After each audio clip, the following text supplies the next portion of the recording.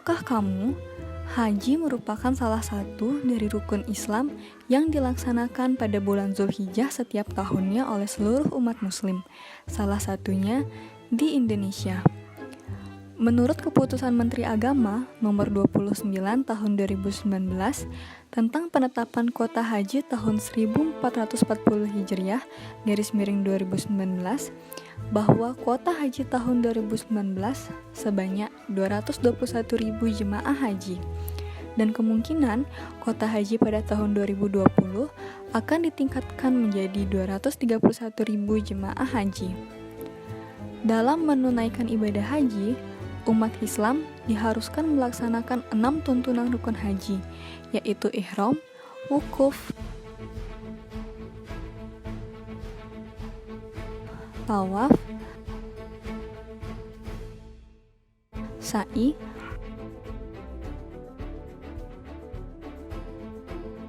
tahallul, dan tertib.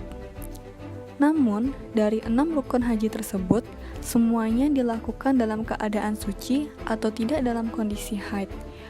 Untuk tetap bisa menjalankan ke-6 rukun haji tersebut, maka diperlukan obat penunda haid agar ibadah haji menjadi lancar. Fisiologi haid. Menstruasi merupakan siklus alami yang rutin terjadi setiap bulannya pada wanita yang telah memasuki masa pubertas, kurang lebih 12 tahun hingga masa menopause kurang lebih 50 tahun. Siklus menstruasi sangat erat kaitannya dengan hormon progesteron. Hormon progesteron diproduksi di organ reproduksi khususnya pada bagian ovarium. Mengacu pada siklus normal menstruasi selama 28 hari, progesteron diproduksi pada hari ke-14 setelah terjadinya ovulasi. Peristiwa ini diawali dengan kenaikan estrogen dalam darah menjelang hari ke-14, sehingga mengaktifkan bagian hipotalamus pada otak untuk memproduksi GnRH atau gonadotropin releasing hormone. GnRH menyebabkan kelenjar pituitari untuk melepaskan LH atau luteinizing hormone. Hormon LH ini dilepaskan ke pembuluh darah dan mengalami peningkatan menjelang hari ke-14. Adanya kenaikan hormon LH yang signifikan menjelang hari ke-14 ini menyebabkan folikel dalam ovarium melepaskan sel telur. Peristiwa ini disebut dengan ovulasi. Dan setelah ovulasi, tubuh akan mempersiapkan diri apabila sel telur tersebut dibuahi oleh sperma. Ada 2 jenis persiapan yang dilakukan tubuh, dan keduanya diatur oleh hormon progesteron. Tubuh mulai mempersiapkan diri dengan memproduksi progesteron. Dengan cara, folikel yang melepas sel telur tadi akan mengalami diferensiasi menjadi korpus luteum.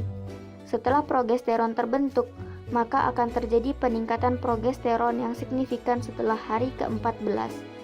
Setelah itu, progesteron akan dibawa ke dinding rahim dan akan memainkan 2 peran utama, meliputi penebalan dinding rahim dan pembentukan pembuluh darah baru.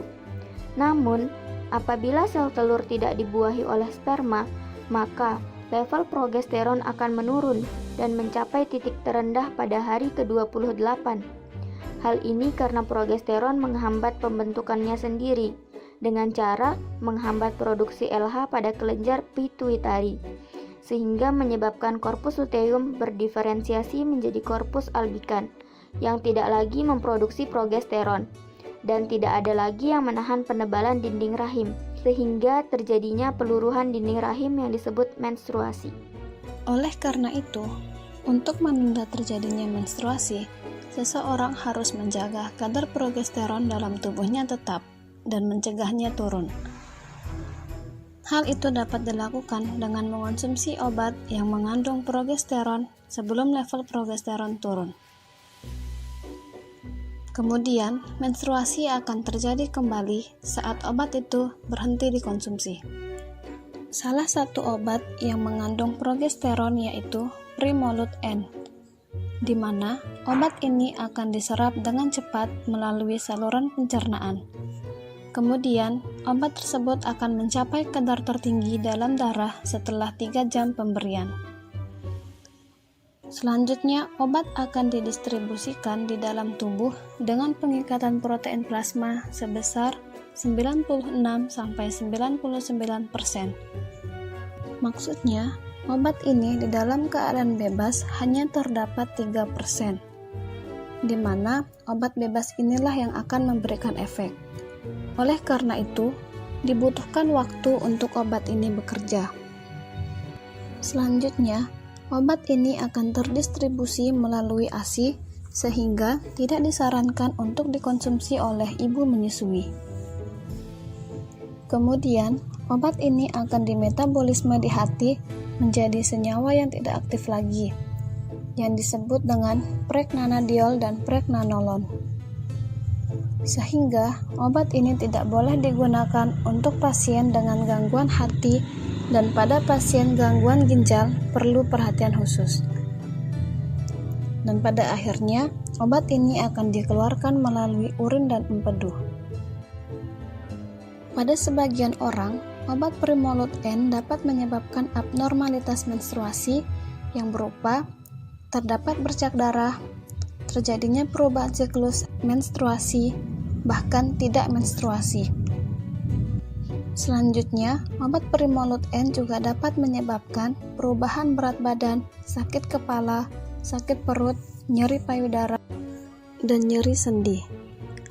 Untuk sediaan tablet, obat ini harus disimpan dalam wadah tertutup rapat dan kedap cahaya pada suhu kamar sekitar 25 derajat Celcius.